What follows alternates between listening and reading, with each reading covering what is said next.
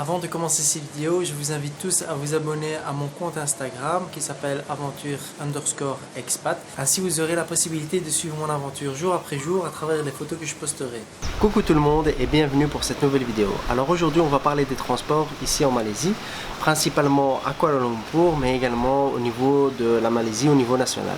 Alors au niveau de Kuala Lumpur, vous allez retrouver pas mal de transports en commun, principalement des métros et des trains. Donc il y a ce qu'on appelle le MRT, le LRT, le monorail. Vous avez également différents trains locaux, notamment le KTM et le KLIA qui va jusqu'à l'aéroport. Vous avez également des bus, ça je vais en reparler plus tard.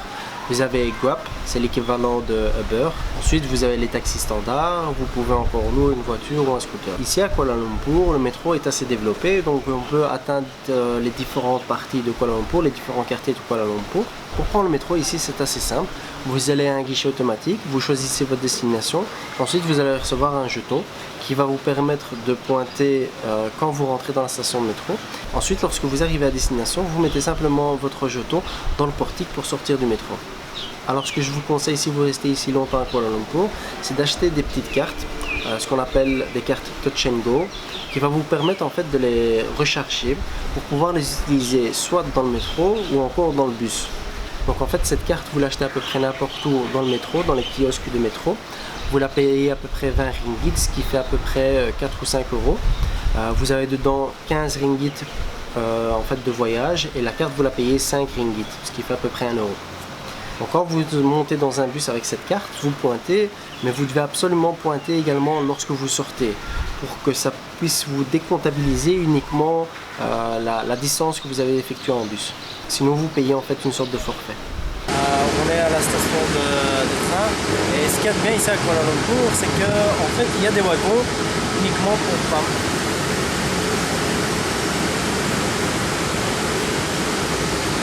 Alors concernant les bus, il y a beaucoup de choses négatives. Alors voilà, je suis à Kuala Lumpur et je voulais faire un petit commentaire sur les bus et les chauffeurs de bus.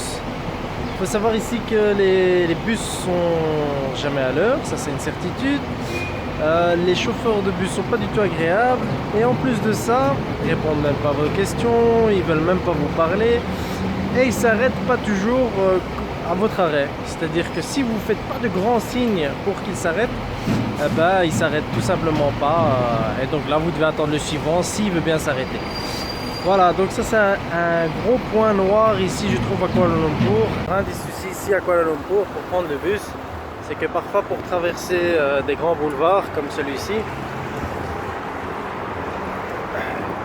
il y a plusieurs voies dans deux différentes directions. Pour prendre le bus dans un sens ou dans un autre, il faut traverser ces rues-là. Et pour traverser ces rues-là, vous devez en fait emprunter une passerelle. La passerelle, je vais vous la montrer. Et donc la passerelle, elle est là. Et donc parfois, il faut faire 100, 200 mètres parfois pour trouver une passerelle, traverser de l'autre côté et refaire parfois 50 ou 100 mètres pour arriver à l'arrêt de bus. Donc c'est des passerelles comme ça. Et voilà, quand il pleut, comme aujourd'hui, c'est un peu c'est pas très chouette quoi. Et donc ces passerelles là, le souci c'est que si vous avez une poussette ou si vous êtes en chaise roulante par exemple, il vous est impossible de prendre le bus ici à Kuala Lumpur. Que vous devez traverser ça pour traverser en fait ces rues, toutes ces routes. Et donc avec la poussette c'est déjà compliqué, alors en chaise roulante c'est encore plus compliqué. Et donc vous traversez pour prendre le bus dans l'autre direction. C'est pas top. Donc voilà, parfois il faut attendre 15-20 minutes, une demi-heure pour prendre un bus. Le réseau n'est pas toujours compréhensible, surtout que les bus ne s'arrêtent pas nécessairement aux arrêts. Parfois, même si le chauffeur vous voit en train d'attendre, en train de lui faire de grands signes, il ne s'arrête pas nécessairement. J'ai pas trop compris pourquoi, enfin c'est comme ça.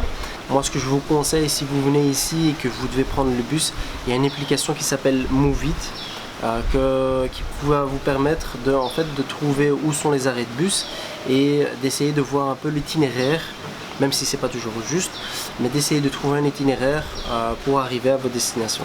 Et lorsque vous prenez le bus et que vous n'avez pas de carte, vous donnez le nom de l'arrêt de votre destination et ensuite vous donnez l'argent au chauffeur qui va vous donner une sorte de papier que vous devez garder tout au long de votre trajet. Alors le prix des bus et des métros va varier en fonction de la distance que vous allez parcourir. Ce qui est bien ici à Kuala Lumpur, vous avez également la possibilité de trouver des bus gratuits qui desservent principalement les zones touristiques dans le centre de Kuala Lumpur. Alors un des points négatifs ici à Kuala Lumpur, en tout cas un point négatif pour moi qui aime beaucoup marcher, c'est que les trottoirs sont vraiment mal faits. D'ailleurs parfois il n'y a même pas de trottoir. Donc je vais vous montrer un peu à quoi ça ressemble.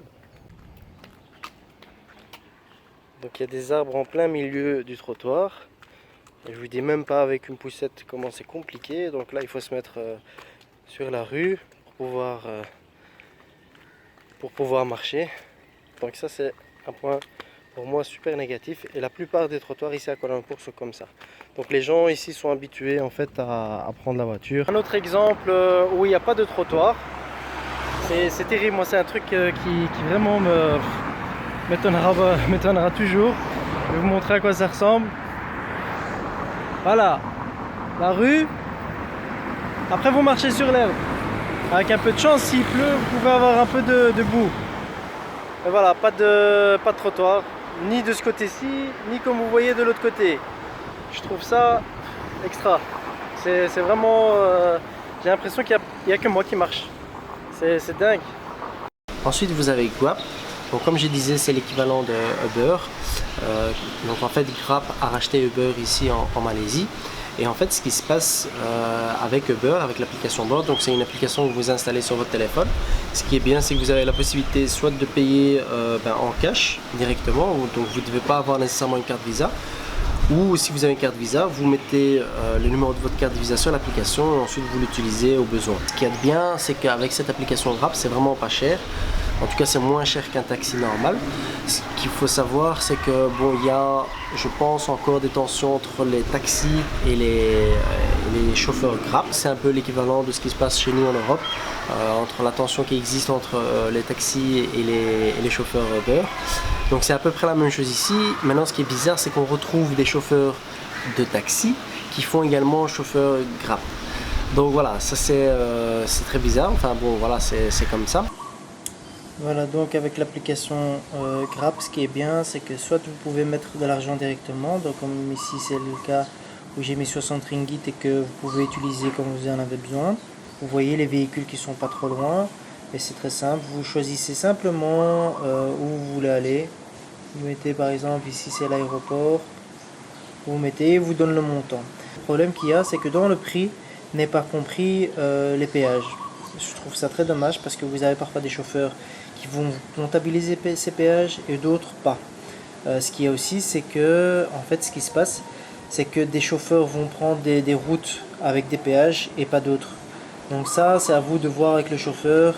Un des soucis que j'ai eu personnellement avec Grab, c'est qu'une fois, un des chauffeurs avait dit que j'avais pas payé la totalité de la somme, malgré que j'avais reçu un papier, une facture de paiement. Il avait dit que j'avais pas payé la totalité de la course, alors que c'était le cas. Donc Grab m'avait contacté en disant que je devais payer la différence, sinon ils allaient bloquer mon compte. Personnellement, je les ai contactés par mail en leur expliquant la situation, que j'avais reçu un ticket montrant bien que j'avais payé la totalité de la somme. Enfin voilà, c'est un des problèmes que vous pouvez avoir avec Grab. J'ai jamais eu de réponse de Grab, ils m'ont jamais bloqué mon compte, en tout cas actuellement.